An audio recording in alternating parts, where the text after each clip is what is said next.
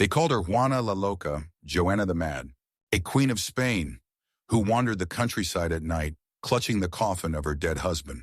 A woman so broken by love, betrayal, and politics that history remembers her not as a monarch, not as a daughter of Spain's most powerful rulers, but as the queen who slept beside a corpse. This is not legend. This is not Gothic fiction. This is history. And it begins with a princess born into a dynasty of fire and iron. Juana was born in 1479, the daughter of Isabella of Castile and Ferdinand of Aragon, the Catholic monarchs who united Spain, unleashed the Inquisition, and sent Columbus across the ocean. Her parents ruled with ruthless faith. But Juana, she was different. She was intelligent, sensitive, and rebellious. From childhood, she was trained in languages, philosophy, theology, music, and hunting. She could sing, play the clavichord, debate in Latin, and ride with the hawks. Yet beneath this royal education, a quiet defiance smoldered. Juana doubted the religious fanaticism of her parents. She questioned the rituals, the confessions, the endless demands of faith. And for this, her own mother, Queen Isabella, tortured her. She was subjected to la cuerda, bound by ropes, suspended, with heavy weights tied to her feet. A young princess, dangling between earth and sky, her body stretched, her soul condemned. Not for treason, not for crime, but for doubting the God of her parents. It was the first mark of madness placed upon her name. A madness not born of the mind, but branded by power. At 16, Juana was married off like a piece of Spain's empire. Her hand was given to Philip of Habsburg, known across Europe as Philip the Handsome. He was the son of the Holy Roman Emperor, heir to vast lands in Flanders and beyond. Their marriage would unite Spain and the empire against France. When Juana first met him, passion ignited instantly. The chronicles say they could not wait for the wedding. The priest's blessing had barely ended before they disappeared into the bedchamber. For a time, Juana's life seemed like a romance. The young princess swept away by a handsome prince. But passion quickly turned to poison. Philip was unfaithful. His wandering eyes, his mistresses, his arrogance, all tore at Juana's heart. She raged, she wept, she begged. And when he flaunted another woman in her face, Juana snapped. In a frenzy, she seized a pair of scissors, slashed the rival's hair, and cut into her skin. The court whispered, "La Loca," the mad one. But was it madness, or the agony of a wife betrayed, locked away by a husband who punished her with silence and cruelty? Yet Juana's fate was not to remain only a wife. One by one, death claimed her siblings. Her brother Juan died young, her sister Isabella perished in childbirth, her nephew Miguel, the last male heir, died at 2. By 1502, Juana, once an afterthought, was suddenly the heir to Spain itself. She returned with Philip to Castile, where the nobles swore loyalty to her as Princess of Asturias. But with power came a darker struggle. Her father Ferdinand, her husband Philip, and later her son Charles, all would conspire to strip her of her throne. And how best to do it? By calling her mad, by turning her grief, her jealousy, her despair into proof of insanity. Thus began the most tragic chapter of her life. When Queen Isabella died in 1504, Juana became the rightful Queen of Castile, but the crown was cursed. Her father claimed regency.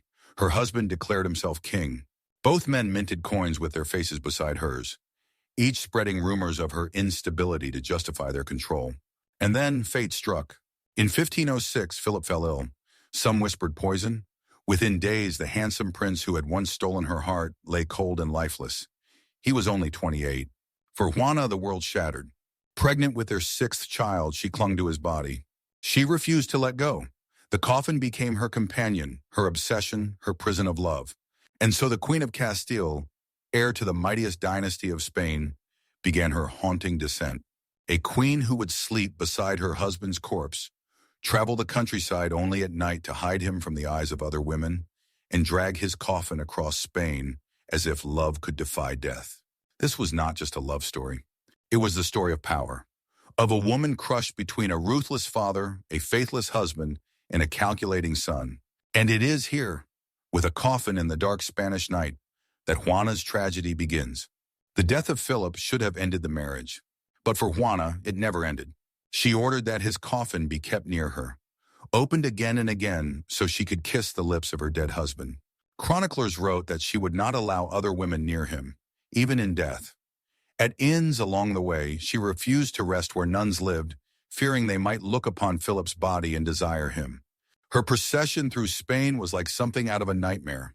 The Queen of Castile, wrapped in black, traveling only by night, the clatter of hooves echoing through empty villages, a coffin rattling in the shadows. To the people, this was both terrifying and mesmerizing.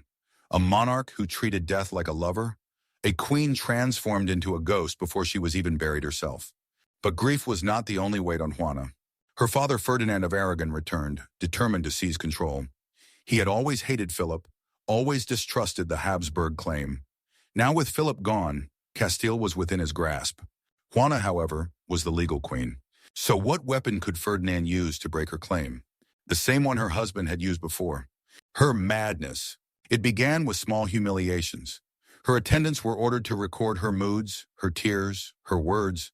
Every burst of jealousy, every sleepless night, every moment of despair was written down as evidence. The grieving widow was now the mad queen. And the madness, once whispered, spread like fire. The nobles heard it. The priests repeated it. Soon even the common people called her La Loca. It was a weapon sharper than any sword. Yet Juana was not fully broken. In her despair, she still carried one final tether to her dead husband, their unborn child. In 1507, she gave birth to a daughter, Catalina, alone, refusing the help of midwives as if the child's first breath could bind her to Philip's memory forever. But even Catalina could not save her. In 1509, Juana was forced into confinement at the convent of Santa Clara in Tordesillas. It was no holy retreat. It was a prison. The Queen of Castile, rightful ruler by blood, was shut away behind stone walls, her power stripped by her father. Ferdinand visited her only twice in 11 years. Twice. A father who had fought wars, raised armies, and carved out an empire had no room in his world for a grieving daughter. Juana's world shrank to silence. Her only companion was little Catalina, her youngest daughter, growing up in the shadow of her mother's sorrow. Day after day, Juana's attendants spied on her, reporting her words to the king. When she prayed too long, they called it madness. When she wept too much, they called it madness. When she sat in silence, staring into nothing, they still called it madness. The label had become her cage, and yet even that was not the end of her torment. When Ferdinand died in 1516, Juana should have inherited Aragon as well. She was now queen of both Castile and Aragon in name. But by then, another man was ready to claim her throne, her own son. At 17, Charles of Habsburg arrived from Flanders. To the Spanish, he was a foreigner, a boy raised by strangers, speaking with a foreign tongue. But he carried the bloodline. He carried ambition. And above all, he carried the same weapon used by his father and grandfather, madness. Charles approached his mother not as a son to a queen, but as a king to a prisoner. He easily obtained her signature, declaring himself co-monarch. He did not tell her of Ferdinand's death. He made no attempt to free her. He left her locked in Tordesillas. Her loyalty meant nothing.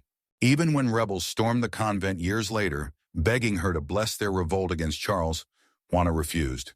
She would not betray her son. And for this loyalty, Charles punished her still. The last companion of her life, Catalina, was taken away, married off to the King of Portugal. Juana, once surrounded by 6 children, was left in silence. Imagine it. A queen who had given birth to emperors, queens, and kings, stripped of them all. A woman whose body had produced dynasties, left to rot behind convent walls. Juana's decline was slow, cruel, and almost invisible to the outside world. She became unable to bathe herself, to dress herself. Paranoia clouded her mind. She feared the nuns who tended her were poisoning her food, plotting her murder. She sank into silence, half prayer, half delusion. And yet for over 45 years, she lived like this. The widow of Philip the Handsome, the daughter of Isabella the Catholic, the mother of Charles the Holy Roman Emperor, a queen who was never allowed to rule. Her tragedy was not only madness, it was the weaponization of madness. Her husband used it to break her. Her father used it to seize her throne. Her son used it to erase her. Juana la Loca was not only a prisoner of her own grief, she was a prisoner of men who needed her alive, but powerless. By the time she died in 1555, at the age of 75, Juana had spent more than half a century in confinement. She was buried in Granada, beside her husband Philip, just as she had always wished. And perhaps, in death, the coffin she had once clung to finally gave her peace. Juana of Castile had once walked through courts filled with gold and music. Now her footsteps echoed only against stone. Her prison was not a dungeon, it was worse, a convent designed to be eternal. The walls were white, but to Juana they were darker than night. For the next 4 decades, her life collapsed into ritual and despair. Every dawn she awoke to the sound of convent bells. Not freedom, not faith, but a chain. Her attendants treated her like both royalty and prisoner. They bowed to her, yes, but they also watched her every breath. Juana was not permitted to decide when to eat, not permitted to decide when to pray, not even permitted to decide when to see her own children. Her crown was still hers in title, but in reality she was nothing more than a living ghost of Castile. Her paranoia grew inside these walls. She whispered to her daughter Catalina that the nuns plotted against her, that they poisoned her food, cursed her prayers. When meals were brought, she refused them, demanding that her plates be tested first. Was this madness or survival? When every face you see is a jailer, suspicion is not delusion, it is instinct. But the greatest cruelty was loneliness. Catalina, the youngest, the child born after Philip's death, had been her only comfort. For 18 years, mother and daughter shared the same shadowed walls. Then even that was taken away. Charles, her son, now Holy Roman Emperor, arranged Catalina's marriage to the King of Portugal. He ripped her away, the last tether of tenderness. For Juana, it was as if her heart had been buried alive. The records grow crueler here. Attendants described her refusing to bathe, her hair growing wild, her body smelling of neglect. They mocked her silence, her prayers, her tears. Every act was documented, not to help her, but to build the legend of La Loca. The Mad Queen became a story the monarchy needed. Her father had needed it. Her husband had needed it. Now her son needed it too. Her madness was not only a diagnosis, it was a sentence. Outside the convent, Spain was transforming. Her son Charles became one of the most powerful monarchs in Europe, ruling not only Spain, but the sprawling Habsburg dominions. Wars raged, empires rose. And Juana, she remained invisible. When rebels rose up against Charles in 1520, they stormed Tordesillas and freed her. They begged Juana to endorse their cause. Here at last was her chance to reclaim the throne, to stand again as queen, to show that she was still sovereign. But Juana refused. Perhaps it was loyalty to her son. Perhaps it was exhaustion, the soul too broken to fight. Whatever the reason, she stayed silent. And silence sealed her fate. The rebels abandoned her. Charles returned, harsher than ever. He ordered that no one speak to his mother, no attendants, no visitors, no family. The Queen of Spain was silenced in her own home. For years, she wandered between prayer and paranoia. Sometimes she screamed at shadows. Sometimes she sat in stillness for hours, her lips moving in silent conversation with her memories. Some nights she begged for her coffin, Philip's coffin, to be brought again, to touch him once more, even in rot. Other nights she simply whispered, "I am queen, I am queen," as though words alone could resurrect the throne she had lost. By the 1540s, Juana was old and frail, her body twisted with arthritis, her sight failing. She could not move without help, could not feed herself, and yet she lived on. Year after year, breath after breath, as though her punishment was not madness, but endurance. 45 years after Philip's death, Juana still lived, a widow who never stopped being a bride. In 1555, at the age of 75, her body finally gave out. The bells of Tordesillas tolled, announcing the end of a queen who had outlived her husband, her parents, even most of her youth. She was buried in Granada, beside her parents and beside Philip, the man she had loved, the corpse she had once carried through the night. But what remained of her? Was she truly insane, lost to paranoia and grief? Or was her madness a cage built by men who feared her power? The truth is tangled between politics and pain. Her bloodline was riddled with inbreeding, her grandmother and great-grandson both labeled as mad. And yet too often her madness appeared whenever a man wished to seize her crown. Perhaps Juana was broken. Perhaps she was betrayed. Perhaps she was both. But one truth remains undeniable. She lived longer than all of them. Her husband who betrayed her, her father who imprisoned her, her son who erased her. And though her story was buried under the name La Loca, the world remembers her not as a powerless ghost, but as the tragic queen who slept beside a corpse. Juana of Castile was buried in silence. No grand procession for the woman who had once been queen of one of the most powerful kingdoms in Europe. Her tomb lay beside her parents, Isabella and Ferdinand, and beside Philip, the husband who had shattered her heart and defined her tragedy. But even in death, she was not free. For centuries, Juana's story was retold not as that of a prisoner, not as that of a queen betrayed, but as that of a madwoman. La Loca, the Mad Queen. This title became her shroud. It excused her father's ambition. It justified her husband's cruelty. It validated her son's power. A queen reduced to a diagnosis. A woman turned into a legend but stripped of her voice. And yet, if we peel back the layers, a different image begins to emerge. Juana was educated, intelligent, multilingual. She had inherited her mother Isabella's strength and her father Ferdinand's cunning. She could have ruled Spain in her own right. But she lived in a world where women were pawns, where daughters were bargaining chips, where wives were property. Her rebellion as a teenager, refusing to bow to the faith her parents forced upon her, was not insanity, it was independence. Her jealousy over Philip's betrayals was not madness, it was human grief. Her refusal to sign away her rights without resistance was not delusion, it was sovereignty. What history branded as madness may in truth have been the crime of being a woman who refused to be silent. But history is merciless to such women. Isabella the Catholic is remembered as a saint of Spanish unity, Ferdinand as a cunning king, Charles as a powerful emperor, and Juana, she is remembered as the madwoman with a coffin. The irony is chilling.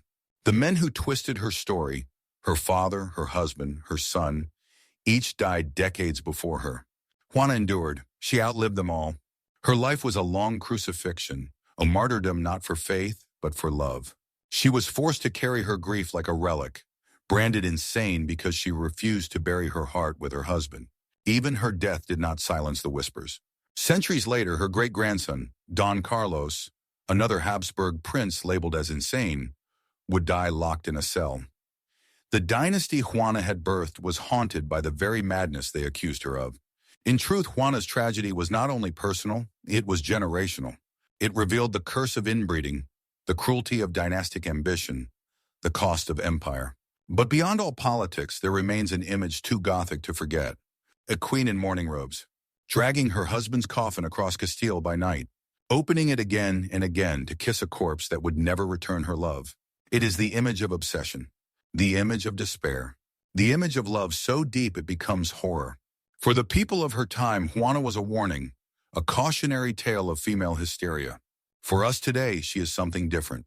She is the victim of political imprisonment. She is the embodiment of how grief can consume a life.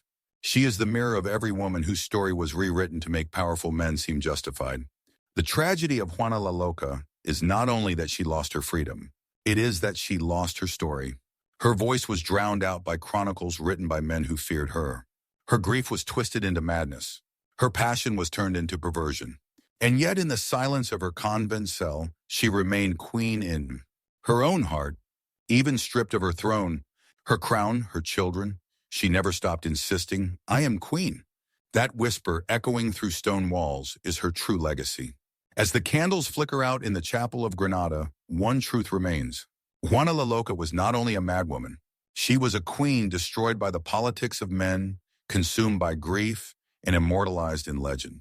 Her tragedy still haunts history because it forces us to ask, when does love become madness? And when does power turn truth into a weapon? This was the fate of Juana of Castile, the queen who loved too deeply, who mourned too fiercely, and who became both legend and warning. History called her mad. We remember her as the woman who was forced to sleep beside a corpse,